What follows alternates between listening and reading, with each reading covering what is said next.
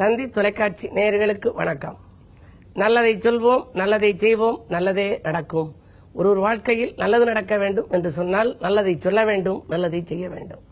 அந்த அடிப்படையில் இன்றைக்கு 2/2/2016 செவ்வாய்க்கிழமை விசாகம் நட்சத்திரம் பகல் 2:08 வரை, பிறகு அனுசம் நட்சத்திரம்.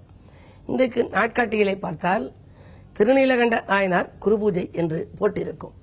திருநீலகண்ட நாயனாரை பற்றி நீங்கள் தெரிந்து கொள்ள வேண்டும்.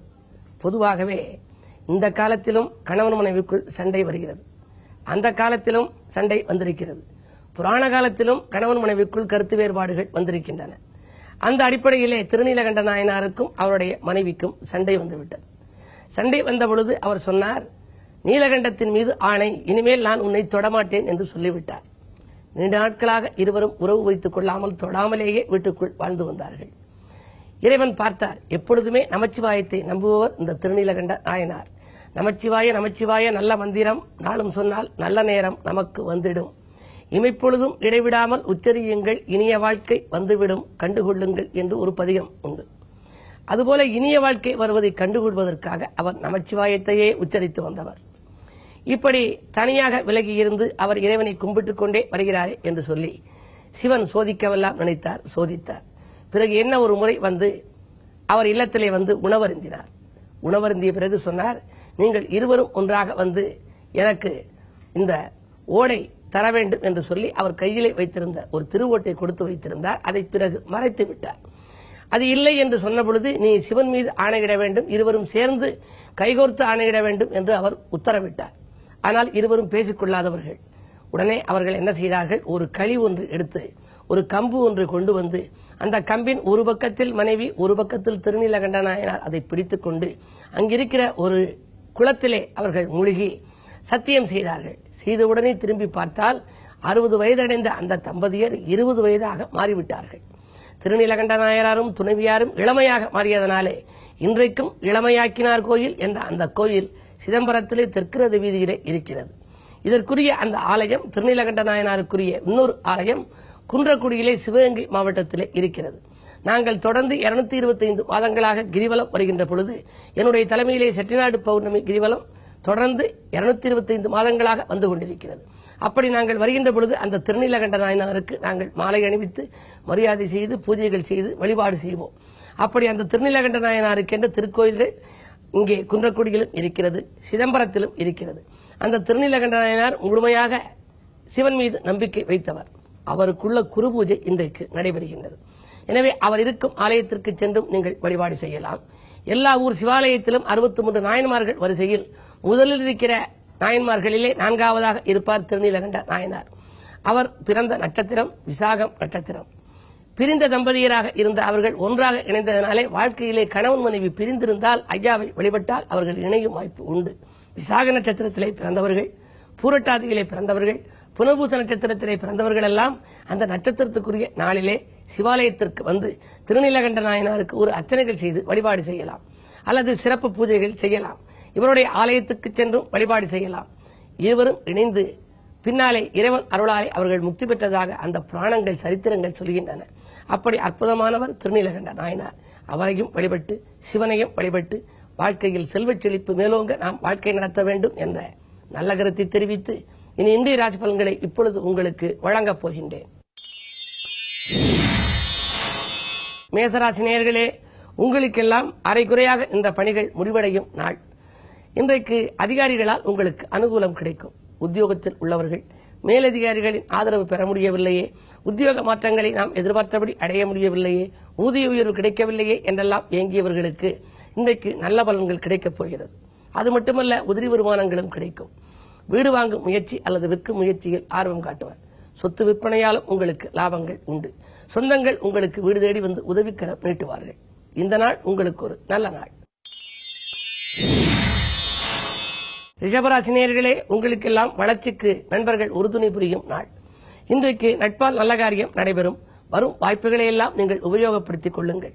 என்ன இருந்தாலும் சனியின் பார்வை ராசியில் பதிவதால் ஒரு சில சமயங்களில் உடல்நலக் குறைபாடுகள் ஏற்படலாம். ஏதேனும் சிறு குறைபாடுகள் வந்தால் உடனடியாக மருத்துவ ஆலோசனைகளை பெறுவதுதான் நல்லது. சேமிப்பில் சிறிது கரையும். பஞ்சாயத்துக்கள் ஓரளவு முடிவடைந்தாலும் கூட ஒரு சில இழுபறி நிலையில் தான் இருக்கும். 6லே செவ்வாய் இருக்கிறார். 7ஆம் இடத்திற்கு வந்த பின்னால் பல பஞ்சாயத்துக்கள் நல்லவிதமாக முடிவடையக்கூடிய வாய்ப்புகள் உண்டு. இன்றைக்கு முருகப்பெருமானை நீங்கள் வழிபாடு செய்தால் முன்னேற்றங்கள் உங்களுக்கு வந்து சேரும். மிதுனராசி நேயர்களே, உங்களுக்கெல்லாம் விலகிச் சென்றவர்கள் விரும்பி வந்து சேரும் நாள். உங்களை விட்டு விலகிச் சென்ற சொந்தங்களாக இருந்தாலும் சரி, அந்யோன்யமாக இருந்தவர்களாக இருந்தாலும் சரி, நண்பர்களாக இருந்தாலும் சரி, உடன்பிறப்புகளாக இருந்தாலும் சரி, அவர்கள் மீண்டும் உங்களை வந்து சேரக்கூடிய ஒரு சூழ்நிலை இன்றைக்கு உண்டு. 3ஆம் இடத்திலே ராகு முன்னேற்றத்திற்கு வித்திடப் போகிறது. வழக்குகள் சாதகமாக உங்களுக்கு முடியும். வியாபார நலன் கருதி பயணம் ஒன்றை மேற்கொள்வீர்கள். வீடு கட்டும் முயற்சியிலும் நீங்கள் ஆர்வம் காட்டுவீர்கள். என்ன இருந்தாலும் நாளிலே குரு இருக்கும் வரை நீங்கள் பயப்பட தேவையில்லை. அதுவும் குரு வக்ர இயக்கத்தில் இருக்கும் பொழுது உங்களுக்கு நன்மைகளையே வழங்குவார். குடும்ப முன்னேற்றம் கூடும். குழந்தைகளாலும் நன்மைகள் கிடைக்கும். எதிர்பார்த்த நற்பலன்கள் இல்லம் தேடி வரப்போகிறது. கடகராசி நேயர்களே, ஆனந்த வாழ்விற்கு அடித்தளம் அமைத்துக் கொள்ளும் நாள். இன்றைக்கு அடுத்தவன் நலன்கருதி எடுத்த முயற்சிகளில் ஆதாயம் கிடைக்கும்.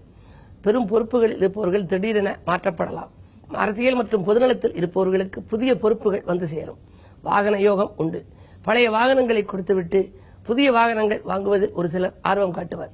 அதிர்ஷ்ட எண் ஆதிக்கம் பார்த்து வாங்குவதுதான் நல்லது. சிம்மராசி நேயர்களே, நீங்கள் சிந்தித்து செயல்பட வேண்டிய நாள். அது மட்டுமல்ல, விடிகாலையிலேயே உங்களுக்கு விரயங்கள் ஏற்பட போகிறது. வீண் விரயங்களும் ஏற்படலாம். கூட இருப்பவர்களாலும் உங்களுக்கு கூடுதல் விரயங்கள் உண்டு. வீடு கட்டும் முயற்சி பாதியிலேயே நிற்கிறதே என்று கவலைப்படுவீர்கள்.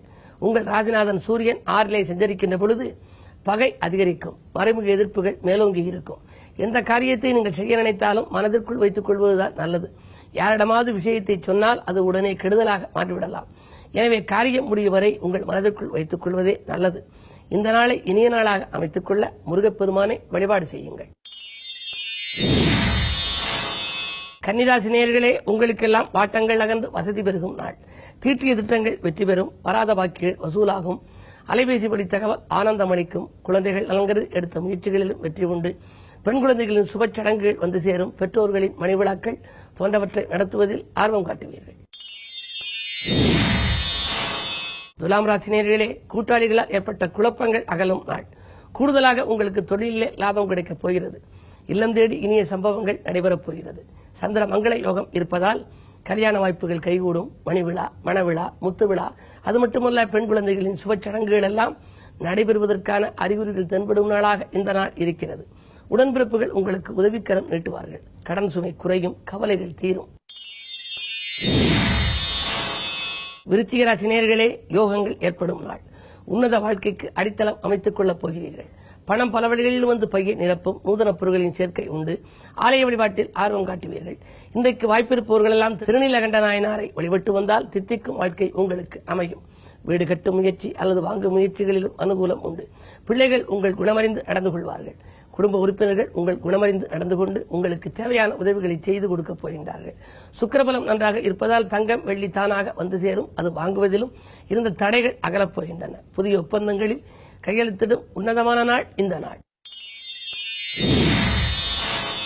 தனுசு ராசி நேயர்களே, எதிர்பாராத உதவிகள் கிடைத்து இதயம் மகிழும் நாள். திடீர் பயணங்கள் உங்களுக்கு தித்திப்பாக அமையும். பெண்வெளி பிரச்சனைகள் தீரும். விலகிச் சென்ற உடன்பிறப்புகள் விரும்பி வந்து சேருவார்கள். கணவன் மனைவிக்குள் இருந்த கருத்து வேறுபாடுகள் அகலும். 9ல் ராகு இருப்பதால் ஒளிமயமான எதிர்காலத்திற்கு உத்தரவாதம் தரும் நாளாக இந்த நாள் உங்களுக்கு அமையப் போகிறது.